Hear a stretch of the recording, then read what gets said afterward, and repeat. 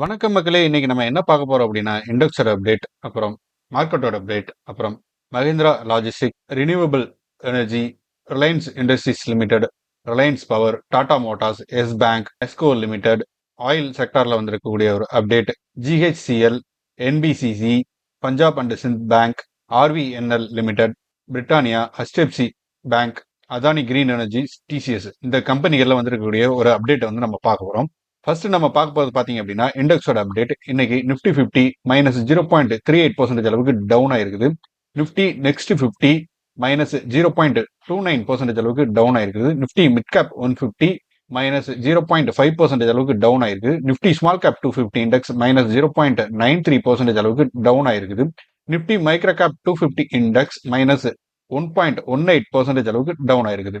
இன்னைக்கு overall market பாத்தீங்க அப்படின்னா நெகட்டிவ் ட்ரெண்ட்ல தான் வந்து க்ளோஸ் ஆயிருக்குது. நிப்டி 50 ஓப்பன் ஆனது ஒரு பாசிட்டிவ் நோட்ல ஓப்பன் ஆயிருந்தாலும் கிராஜுவலா டவுன் ஆகி 93 பாயிண்ட் வந்து மைனஸ் ஆகி 24,548 அப்படிங்கிற லெவல் வந்து க்ளோஸ் ஆயிருக்குது.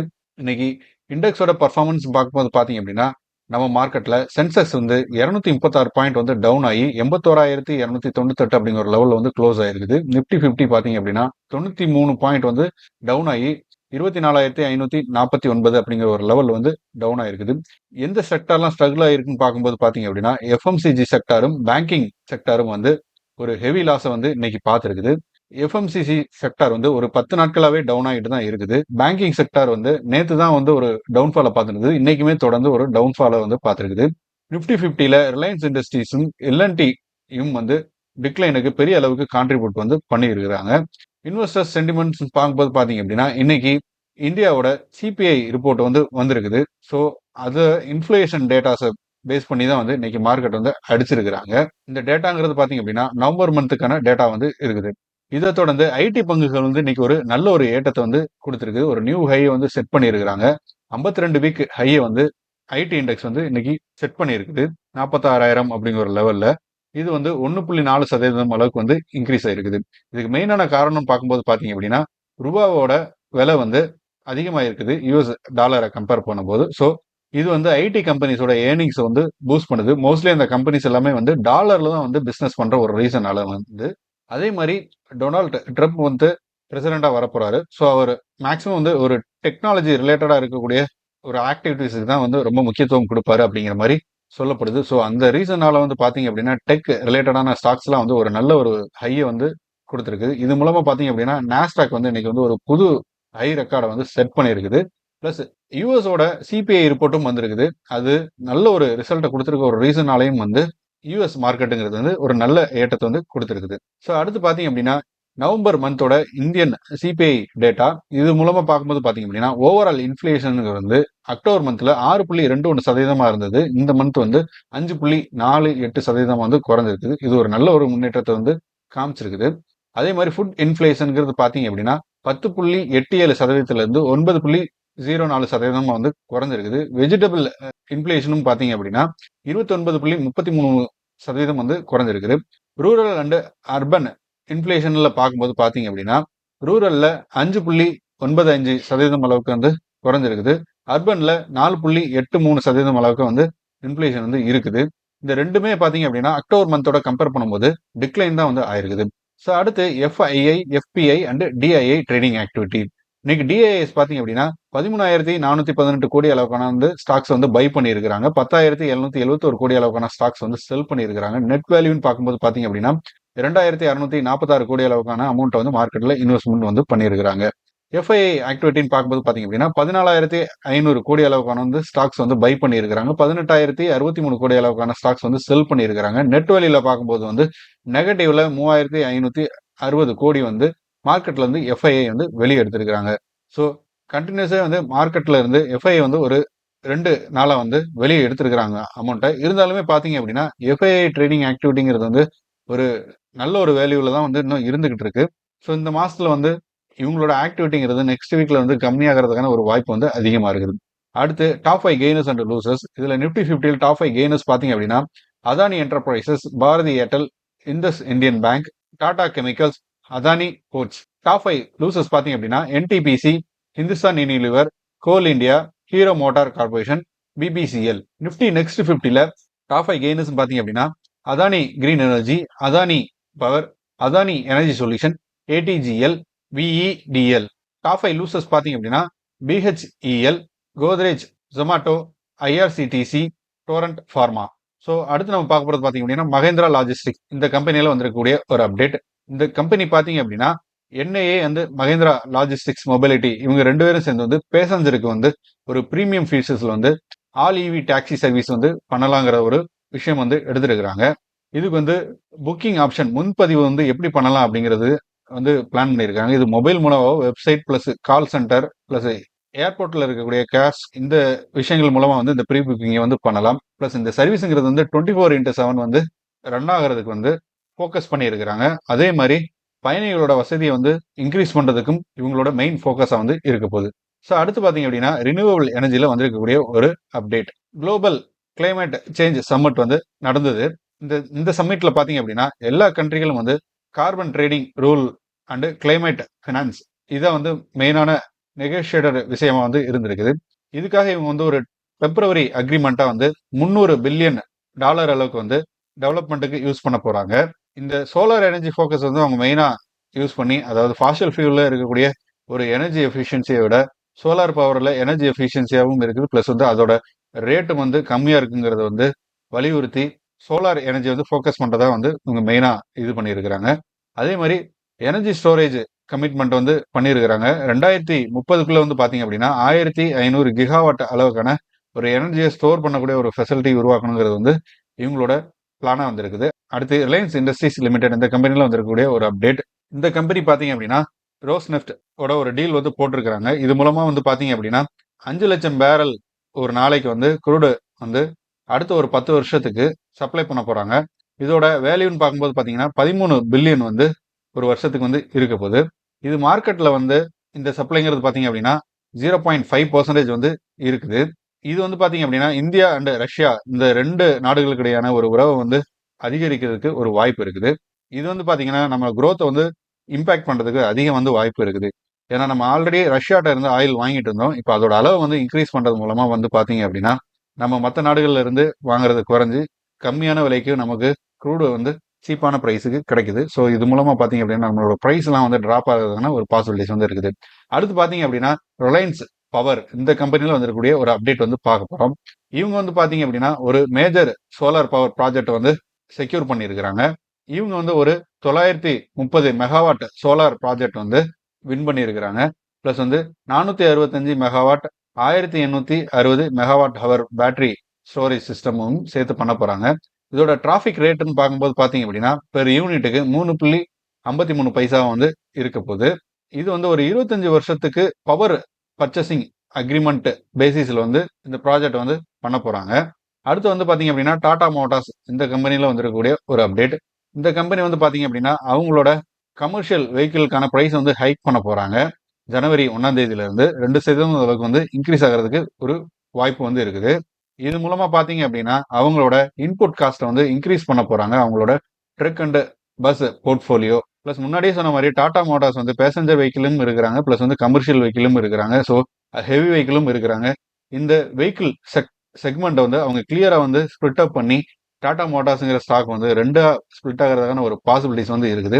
மேபி இந்த இயர்ல நெக்ஸ்ட் இயர்ல வந்து பாத்தீங்க அப்படின்னா அவங்க கண்டிப்பா அதுக்கான முயற்சிகள் வந்து எடுக்கிறதுக்கான வாய்ப்பு வந்து அதிகமா இருக்குது. ஸ்டாக்கோட பர்ஃபார்மன்ஸ் பார்க்கும்போது இன்னைக்கு டாடா மோட்டார்ஸ் வந்து 1.5% அளவுக்கு வந்து ஃபால் ஆயிருக்குது. இது ஒரு கரெக்ஷன் வந்து நடந்திருக்குது 33% அளவுக்கு. அதோட ரெக்கார்டு ஹையான 1180 ரூபாயில இருந்து. அடுத்து பாத்தீங்க அப்படின்னா எஸ் பேங்க்ல வந்திருக்கக்கூடிய ஒரு அப்டேட். இந்த கம்பெனி பாத்தீங்க அப்படின்னா அவங்க மனிஷ் ஜெயின் அப்படிங்கிற வந்து ஆர்பிஐ கவர்மெண்ட் வந்து எக்ஸிக்யூட்டிவ் டைரக்டர் அப்பாயின்மெண்ட் பண்றதுக்கு வந்து அப்ரூவல் வந்து கொடுத்திருக்காங்க. டிசம்பர் 11ல இருந்து 2027 டிசம்பர் 10 வரைக்கும். ஜெயின் பாத்தீங்க அப்படின்னா எஸ் பேங்க்ல வந்து செப்டம்பர் 2023ல இருந்து இவர் வந்து corporate and wholesale banking division வந்து லீட் பண்ணிக்கிட்டு இருந்தாரு. இவரோட எக்ஸ்பீரியன்ஸ் பார்க்கும்போது இவருக்கு வந்து ஒரு 30 வருஷம் ஒரு இண்டஸ்ட்ரியல் எக்ஸ்பீரியன்ஸ்ங்கிறது வந்து இருக்குது. இவர் வந்து பாத்தீங்கன்னா ஐஐஎம் டிகிரி ஹோல்டர் பிளஸ் வந்து ஐஐடி டெல்லியிலையும் இவர் வந்து படிச்சிருக்கிறாரு. அடுத்து பாத்தீங்க அப்படின்னா நெஸ்கோ லிமிடெட் இந்த கம்பெனில வந்திருக்கக்கூடிய ஒரு அப்டேட். இந்த கம்பெனி வந்து பாத்தீங்க அப்படின்னா ஹைதராபாத் அண்ட் விசாகப்பட்டினம் இடையே இருக்கக்கூடிய ஒரு சாலையை வந்து விரிவுபடுத்துறதுக்கும் அதை இயக்கிறதுக்கும் பராமரிப்பதற்கும் அதிக அளவுக்கான அமௌண்ட்டை வந்து இவங்க வந்து கோட் பண்ணியிருக்கிறாங்க. இந்த ப்ராஜெக்டோட இன்வெஸ்ட்மெண்ட் பார்த்தீங்க அப்படின்னா எஸ்டிமேட் பண்ணது வந்து 200 கோடியா வந்து இருக்குது. இது வந்து ஒரு வருஷத்துக்கு வந்து 300 கோடி அளவுக்கான ரெவன்யூ வந்து ஜென்ரேட் பண்ண போகுது. இதோட லீஸ் டேர்ம்ஸ் பார்க்கும்போது பார்த்தீங்க அப்படின்னா 30 வருஷத்துக்கு இந்த லீஸ் வந்து பண்ணியிருக்கிறாங்க. இந்த எக்ஸ்பென்ஷன் அண்ட் மெயின்டெனன்ஸ் பார்த்தீங்க அப்படின்னா 10 வருஷத்துக்குள்ள வந்து முடிக்கிறதுக்கு வந்து பிளான் பண்ணியிருக்காங்க. அடுத்து பார்த்தீங்க அப்படின்னா ஆயில் செக்டார்ல வந்திருக்கக்கூடிய ஒரு அப்டேட். குளோபலாவே ஆயில் மார்க்கெட் பார்த்தீங்க அப்படின்னா ஆயில் சப்ளைங்கிறது வந்து குறைஞ்சிருந்தது லாஸ்ட் இயர். இப்போ வந்து அது அதிகரிக்கிறதுக்கான ஒரு வாய்ப்பு வந்து இருக்குது. இன்டர்நேஷனல் எனர்ஜி ஏஜென்சி வந்து என்ன ப்ரிடிக்ட் பண்ணியிருக்காங்க அப்படின்னா 1.4 மில்லியன் பேரல் வந்து ஒரு டே வந்து ஒபெக் வந்து அவுட்புட்டை வந்து ரிவைஸ் பண்ண போறாங்க. இது வந்து பாத்தீங்க அப்படின்னா 9,50,000 பேரல் பெர் டேவா வந்து கேன்சல் பண்ணியிருக்கிறாங்க. மெயினா இந்த மூவ்ங்கிறது பாத்தீங்க அப்படின்னா ட்ரம்ப் வந்து ஆயில் ரிலேட்டடா தான் வந்து அவர் கான்சன்ட்ரேஷனுங்கிறது அதிகமா இருக்கும். அவர் வந்து இந்த கிரீன் எனர்ஜி சோலார் எனர்ஜிங்கிறதுல வந்து மெயினா ஃபோக்கஸ் பண்ண மாட்டாரு. ஸோ அந்த ரீசனால பாத்தீங்க அப்படின்னா அடுத்த வருஷத்துல வந்து ஒரு நாளைக்கான தேவை பாத்தீங்க அப்படின்னா 1.1 மில்லியன் அளவுக்கான பேரல் வந்து இருக்கும். ஸோ இதை வந்து ஒபாக் பாத்தீங்க அப்படின்னா இன்க்ரீஸ் பண்ண போறாங்க 36% அளவுக்கு யூஎஸ் வந்து பிரேசிலுக்கு வந்து அவங்க தேவையை பூர்த்தி செய்யறதுக்கு. ஆல்ரெடி ஒரு பேரலோட பிரைஸ்ங்கிறது பாத்தீங்க அப்படின்னா ஜூலைல இருந்தே ஒரு 16% அளவுக்கு வந்து இறங்கி ஒரு பேரலுக்கு 74 ரூபா அப்படிங்கிற ஒரு பிரைஸ்ல வந்து ட்ரேட் ஆகிட்டு இருக்குது. இது மெயினா பாத்தீங்க அப்படின்னா மிடில் ஈஸ்ட்ல நடக்கக்கூடிய ஒரு கான்ஃபிளிக் ரீசனால தான் வந்து இது இந்த பிரைஸ்ல வந்து ட்ரேட் ஆகிட்டு இருக்குது. ஸோ அடுத்து நம்ம பார்க்க போறது பாத்தீங்க அப்படின்னா ஜிஹெச்சிஎல் இந்த கம்பெனில வந்துடக்கூடிய ஒரு அப்டேட். இந்த கம்பெனியோட ஸ்டாக்ங்கிறது பாத்தீங்க அப்படின்னா ஒரு 6% அளவுக்கு வந்து இன்க்ரீஸ் ஆயிருக்குது. இது வந்து அதோட 52 வீக் ஹையான 755 ரூபா வந்து எட்டி இருக்குது. இதுக்கான மெயினான ரீசன் பார்க்கும்போது பாத்தீங்க அப்படின்னா மினிஸ்ட்ரி ஆஃப் என்விரான்மெண்டல் பாத்தீங்க அப்படின்னா அவங்களுக்கு ஒரு கிளியரன்ஸ் வந்து கிராண்ட் பண்ணியிருக்கிறாங்க குஜராத்ல அவங்களோட சோடா ஆஸ் கிரீன்ஃபீல்டு ப்ராஜெக்ட்டுக்காக. இந்த ஒரு ரீசனால பாத்தீங்க அப்படின்னா இவங்களுக்கு வந்து ஒரு பாசிட்டிவ் அவுட்லுக் வந்து கொடுத்துருக்காங்க, ஒரு பை ரேட்டிங் வந்து கொடுத்துருக்காங்க. பிளஸ் இதோட டார்கெட் பிரைஸ்ங்கிறது வந்து பாத்தீங்கன்னா 90 ரூபா அப்படிங்கிற ஒரு ரேஞ்சுக்கு வந்து இருக்குது இந்த டிசம்பர் 2025க்குள்ள.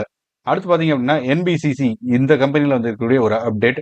இந்த கம்பெனி பாத்தீங்க அப்படின்னா ஒரு மேஜர் கன்ஸ்ட்ரக்ஷன் ப்ராஜெக்ட் வந்து செக்யூர் பண்ணியிருக்காங்க. இந்த ப்ராஜெக்டோட வேல்யூன்னு பார்க்கும்போது பாத்தீங்க அப்படின்னா 9,445 கோடியா வந்து இருக்குது. 16 ப்ராஜெக்ட் வந்து உத்தரப்பிரதேஷ், உத்தரகாண்ட், ஹரியானா அண்ட் கர்நாடகா வந்து எடுத்திருக்கிறாங்க. மொத்தம் பாத்தீங்க அப்படின்னா 49,748 ஹவுசஸ் வந்து இந்த ப்ராஜெக்ட்ல வந்து இன்க்ளூட் ஆகி இருக்குது. இதோட பினான்சியல் பர்ஃபார்மன்ஸ் பார்க்கும்போது பாத்தீங்க அப்படின்னா நெட் ப்ராஃபிட் பாத்தீங்க அப்படின்னா செப்டம்பர் குவார்டர்ல 52.8% வந்து இன்க்ரீஸ் ஆகிருக்குது. 125 கோடியா வந்து இருக்குது. ரெவன்யூ பாத்தீங்க அப்படின்னா 2,458 கோடியா வந்து இருக்குது. ஸ்டாக் பர்ஃபார்மன்ஸ் பார்க்கும்போது இந்த ஸ்டாக் வந்து இன்னைக்கு 83.73% வந்து இந்த இயர் ஃபுல்லாவே குரோத் வந்து கொடுத்துருக்குது. இது ட்ரேட் ஆகிட்டு இருக்கிற பிரைஸ்ன்னு பார்க்கும்போது 100 ரூபா அப்படிங்கிற ஒரு பிரைஸ்ல வந்து டிசம்பர் 12 இன்னைக்கு வந்து ட்ரேட் ஆகிட்டு இருக்கு. அடுத்து பஞ்சாப் அந்த சித் பேங்க் இந்த பேங்க்ல வந்திருக்கக்கூடிய ஒரு அப்டேட். இந்த பேங்க் வந்து பாத்தீங்க அப்படின்னா ஒரு இன்ஃப்ராஸ்ட்ரக்சர் பாண்டை வந்து இஷ்யூ பண்றாங்க. இது மூலமா வந்து அவங்க ஒரு 3000 கோடி அளவுக்கான ஃபண்டை வந்து ரைஸ் பண்ண போறாங்க. பிளஸ் இவங்க டார்கெட்டா வச்சிருக்கிறது ஒரு 5000 கோடியா வந்திருக்குது. இதோட இஷ்யூ டைம்லைன்ங்கிறது பாத்தீங்க அப்படின்னா டிசம்பர் 2024 ஒரு 3 வாரமா வந்து இஷ்யூ பண்ண போறாங்க. 10 இயர் டர்ன் ஓவர் இருக்கக்கூடியது AA ரேட்டிங் வந்து இந்த பாண்டுக்கு வந்து இருக்குது. பினான்சியல் பர்ஃபார்மன்ஸ் பார்க்கும்போது Q2ல வந்து 26% அளவுக்கு நெட் ப்ராஃபிட் வந்து இன்க்ரீஸ் ஆகி 240 கோடியா வந்து இருக்குது. அசட் குவாலிட்டி அண்ட் ரெடியூஸ்ட் நான் பர்ஃபார்மன்ஸ் லோன்ஸ்லாம் வந்து நிறைய வந்து ரெடியூஸ் பண்ணியிருக்கிறாங்க. ஸோ அடுத்து RVNL இந்த கம்பெனியில் வந்திருக்கக்கூடிய ஒரு அப்டேட். இந்த கம்பெனி வந்து பார்த்தீங்க அப்படின்னா சதர்ன் ரயில்வேட்ட இருந்து ஒரு ப்ராஜெக்ட் வந்து செக்யூர் பண்ணியிருக்கிறாங்க. 111 கோடி அளவுக்கான கான்ட்ராக்ட் சென்னை டிவிஷன்ல. இதோட எக்ஸிகியூஷன் டைம்லைன் பார்க்கும்போது அடுத்து வரக்கூடிய ஒரு 18 மாசத்துக்குள்ள இந்த ப்ராஜெக்ட் வந்து அவங்க கம்ப்ளீட் பண்ண போறாங்க. ஸ்டாக்கோட பர்ஃபார்மன்ஸ் பார்க்கும்போது பாத்தீங்க அப்படின்னா இந்த கம்பெனி வந்து கரண்டா வந்து 470 ரூபா அப்படிங்கிற ஒரு ரேஞ்சில் வந்து ட்ரேட் ஆகிட்டு இருக்குது. இந்த ஷேர் வந்து 30% அளவுக்கு வந்து டவுன் ஆயிருக்குது. அதோட ப்ரீவியஸ் ஹை கெயின் ஆன 158 ரூபால இருந்து இந்த 2024. அடுத்து பிரிட்டானியா கம்பெனியில் வந்திருக்கக்கூடிய ஒரு அப்டேட் பார்க்க போறோம். பிரிட்டானியா கம்பெனி வந்து இது வந்து ஒரு சேலஞ்சிங்கான விஷயமா வந்து ஃபேஸ் பண்ணிட்டு இருக்காங்க. பிரிட்டானியா கம்பெனின்னு மட்டும் இல்லாம FMCG செக்டர்ல இருக்கக்கூடிய எல்லா கம்பெனிகளும் வந்து ஒரு சேலஞ்சை அவங்க வந்து ஃபேஸ் பண்ணிட்டு இருக்காங்க. ஹை இன்ஃபிளேஷன் ரேட் வந்து காரணமா இந்த ஃபுட் இன்ஃபிளேஷனுக்கு வந்து ஸ்லோவா தான் குறைஞ்சிட்டு இருக்குது. பெரிய அளவுக்கு குறையல. 9% வந்து இந்த ஃபுட் இன்ஃபிளேஷனுங்கிறது வந்து இருக்குது. ஸ்டாக் பர்ஃபார்மன்ஸ் பார்க்கும்போது பிரிட்டானியா வந்து பாத்தீங்க அப்படின்னா 2% அளவுக்கு இன்னைக்கு வந்து டிக்ளைன் இருக்குது. இன்னைக்கு டே ஹையா பார்க்கும்போது 4,830 ரூபா அப்படிங்கிற ஒரு லெவல்ல வந்து ட்ரேட் ஆகிட்டு இருந்தது. சிஓ என்ன சொல்றாரு அப்படின்னா இந்த சேலஞ்சிங் பீரியட் வந்து இன்னும் கன்னியூ ஆகி இன்னும் ஒரு 2 குவார்டருக்கு தொடர்றதுக்கான ஒரு வாய்ப்பு இருக்கு FMCG செக்டர்ல அப்படிங்கிற சொல்லியிருக்கிறாரு. ஸோ அந்த ரீசனால தான் பாத்தீங்க அப்படின்னா இந்த ஸ்டாக் இன்னைக்கு வந்து 2% அளவுக்கு இறங்கி இருக்குது. ஸோ இவர் சொன்ன இந்த விஷயத்தினால மத்த கம்பெனிகளும் வந்து டவுன் ஆகுறதான ஒரு பாசிபிலிட்டிஸ் வந்து இருக்குது. ஃபினான்ஷியலா பார்த்தீங்க அப்படின்னா, Q2ல ஏர்னிங்ஸ் வந்து 5% தான் இருக்குது. அதே மாரி எபிட்டா பார்த்தீங்க அப்படின்னா, 290 பாயிண்ட் வந்து டவுன் ஆயிருக்குது. மார்ஜின் காஸ்ட் வந்து அதிகமானனால இது டவுன் ஆயிருக்குது. ஸோ அடுத்து HDFC பேங்க்ல வந்திருக்கக்கூடிய ஒரு அப்டேட். HDFC பேங்க் பார்த்தீங்க அப்படின்னா, செபிட்ட இருந்து ஒரு வார்னிங் வந்து இவங்களுக்கு வந்திருக்குது. எதுக்காகன்னு பார்த்தீங்க அப்படின்னா, அவங்களோட மெர்ச்சன்ட் பேங்கர்ஸ் வந்து கேபிட்டல் இஷ்யூயிங், இன்சைடர் ட்ரேடிங் இதுலலாம் வந்து அவங்க வந்து ரெகுலேஷன்ஸை வந்து ஃபாலோ பண்ணல அப்படிங்கிற ஒரு ரீசனால இந்த வார்னிங்கிறது வந்து இவங்களுக்கு வந்திருக்குது. இது எப்படி ஃபைன் பண்ணியிருக்கிறாங்க அப்படின்னா, செபி வந்து பீரியாடிக்கா எல்லா பேங்க்குமே வந்து இன்ஸ்பெக்ட் பண்ணி ரிவ்யூ பண்ணிட்டு இருக்காங்க. ஸோ இது மூலமா தான் வந்து செபி இந்த வயலேஷன்ஸை வந்து கண்டுபிடிச்சிருக்கிறாங்க. இதுக்கு பேங்க் சைட்ல இருந்து என்ன சொல்லியிருக்கிறாங்க அப்படின்னா, இவங்க வந்து இதுக்கு தகுந்த ஒரு நடவடிக்கையை எடுத்து இதை அட்ரஸ் பண்ணி இந்த மிஸ்டேக்ஸ் வந்து ஃபியூச்சர்ல நடக்காத மாதிரி பார்த்துக்கோங்கிற மாதிரி ஒரு விஷயமா வந்து ரெஸ்பாண்ட் வந்து பண்ணியிருக்காங்க. ஸோ அடுத்து பார்த்தீங்க அப்படின்னா, அதானி கிரீன் எனர்ஜி இந்த கம்பெனியில் வந்திருக்கக்கூடிய ஒரு அப்டேட். அதானி கிரீன் எனர்ஜி பார்த்தீங்க அப்படின்னா, அவங்க ரினியூவபிள் கெப்பாசிட்டியை வந்து இன்க்ரீஸ் பண்ண போறாங்க. அதாவது 250 மெகாவாட் சோலார் ப்ராஜெக்ட் வந்து ஜோதாப்பூர் டிஸ்ட்ரிக்ட் ராஜஸ்தான்ல வந்து பண்ண போறாங்க. இப்போ அவங்களோட ஆபரேஷன் கெப்பாசிட்டிங்கிறது வந்து பாத்தீங்க அப்படின்னா 11,434 மெகாவாட்டா வந்து இருக்குது பவர் ஜென்ரேஷன்ல. ஸ்டாக்கோட பர்ஃபார்மன்ஸ் பார்க்கும்போது பாத்தீங்க அப்படின்னா 8% அளவுக்கு வந்து இன்னைக்கு உயர்ந்திருக்குது. கரண்ட் ட்ரேடிங் பிரைஸ் பாத்தீங்க அப்படின்னா 1,222 ரூபா வந்து இருக்குது. இது வந்து அதோட பீக்ல இருந்து 43% அளவுக்கு இது வரைக்கும் கரெக்டா இருக்கு நிறைய காரணங்களால. ஸோ அடுத்து பாத்தீங்க அப்படின்னா டிசிஎஸ் கம்பெனில வந்திருக்கக்கூடிய ஒரு அப்டேட். இந்த கம்பெனி வந்து பாத்தீங்க அப்படின்னா டெலினார் அப்படிங்கிற ஒரு டென்மார்க் பேஸ்டு கம்பெனி கூட ஒரு பார்ட்னர்ஷிப் வந்து போட்டிருக்கிறாங்க. இது வந்து ஒரு 5 வருஷத்துக்கான அக்ரிமெண்ட். ஐடி இன்ஃப்ராஸ்ட்ரக்சர் யூரோப்பியன் டெலிவரி சென்டருக்கு இம்ப்ரூவ் பண்றதுக்காக. மெயினா இது எதுக்கு பண்றாங்க அப்படின்னா அவங்களோட செயல்திறனை இன்க்ரீஸ் பண்றதுக்காகவும் பிளஸ் வந்து டிஜிட்டலா அவங்களோட அசட் பிளஸ் வந்து ஆட்டோமேட் பண்றதுக்காகவும் வந்து மெயினா இதோட குறிக்கோளை வந்து வச்சிருக்கிறாங்க. இந்த ரீசெண்ட் கொலாபரேஷன்ங்கிறது பாத்தீங்க அப்படின்னா பேங்க் ஆஃப் பூட்டானோட ஆல்ரெடி வந்து டிசிஎஸ் வந்து கொலாபரேட் பண்ணியிருந்தாங்க. ஸோ அதை தொடர்ந்து இந்த பார்ட்னர்ஷிப்பும் வந்து இவங்களுக்கு கிடைச்சிருக்குது. ஸோ டிசிஎஸ் பார்த்தீங்க அப்படின்னா லாஸ்டா வந்து ஒரு 4 நாட்கள வந்து ஐடி செக்டர் எல்லாமே வந்து ஒரு நல்ல ஒரு growth கொடுத்திருந்தது. விப்ரோ, மஹிந்திரா அண்ட் மஹிந்திரா இதெல்லாம் பார்த்தீங்க அப்படின்னா ஒரு நல்ல growth கொடுத்திருந்தது. பட் டிசிஎஸ் பார்த்தீங்க அப்படின்னா பெரிய அளவு வந்து பர்ஃபார்மன்ஸ் வந்து பண்ணாம இருந்தது.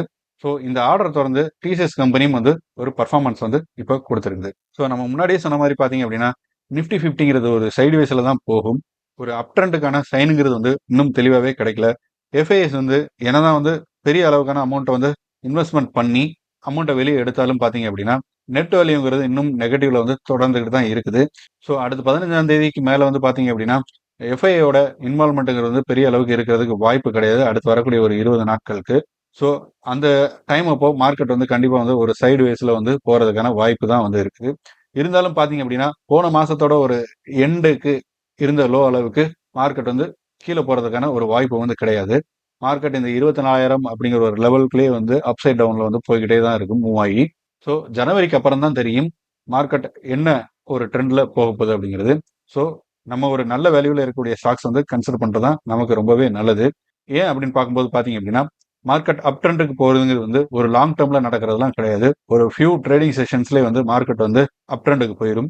ஸோ டவுன் ஆகிறது தான் பாத்தீங்க அப்படின்னா ஒரு வீக்ஸ் கணக்கில் மந்த்ஸ் கணக்கில் வந்து ஸ்லோவாக டவுன் ஆகிட்டு இருக்கும்.